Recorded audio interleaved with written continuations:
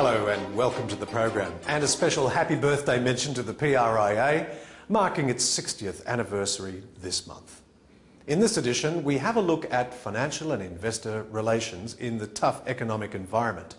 What can PR do to settle jittery investors and convince a judgmental analyst community?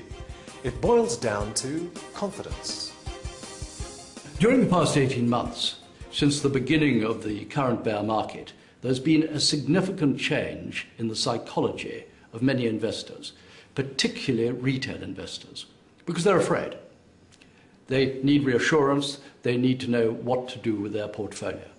So whereas in the past they have bought and sold shares, they now need a reason to hold a share, because the alternative is to go liquid and to raise cash.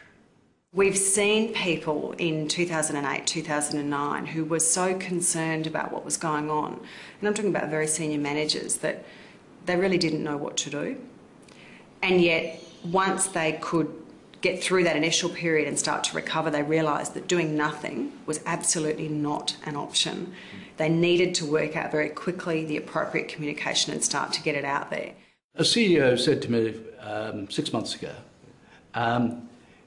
there is no point in my putting out good news because the market isn't interested in good news. It's only interested in negative stories, so if I put out good news, I'd be wasting it. But he was wrong, because his shareholders want news, whether it's good or bad, because otherwise they may sell for the wrong reasons. So one of the things we are doing, we're saying to our clients the whole time, you must keep communicating. You must keep a dialogue going with your investors. People who have managed their communication really well through the crisis have almost universally increased the frequency of their communication to key audiences. They may not have had a lot to say, but what they did do was they went to great efforts to maintain the trust they built up in all the previous years by continuing to communicate in really difficult times. All companies need to be very close now to their shareholders.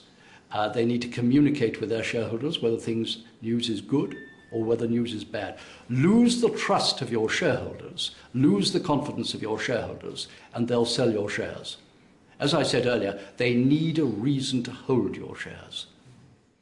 I think there's probably one other thing that's unique to investment communication, which is that, and it's absolutely relevant to shareholders as well, which is that managing expectations, which, sometimes the public relations and communication and in fact marketing professions don't really want to do, but managing investor expectations in this environment has become much more important.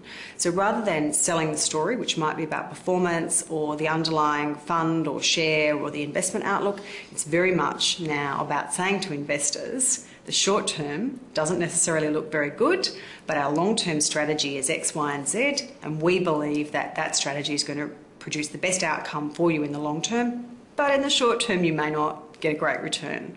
So being really clear with people up front about what they can expect going in, what's going to happen to their money, and then really essentially asking them for permission to hang on through that time and try to build trust by being very clear with them so they don't get a nasty surprise.